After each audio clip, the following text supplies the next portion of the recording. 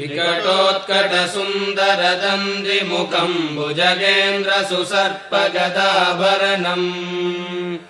गजनीलगजेन्द्रगणाधिपतिम् प्रणतोऽस्मि विनायकहस्तिमुखम्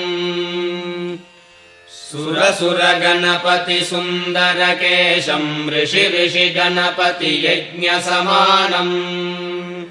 भव भव गणपति पद्मशरीरम् जय जय गणपति दिव्य नमस्ते गजमुखवक्त्रम् गिरिजापुत्रम् गणगुणमित्रम् गणपतिमीशप्रियम्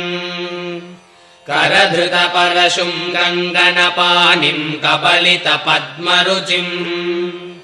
सुरपतिवन्द्यम् सुन्दरनृत्तम् सुरचितमणिमकुटम् प्रणमत देहम् प्रकटितकालम्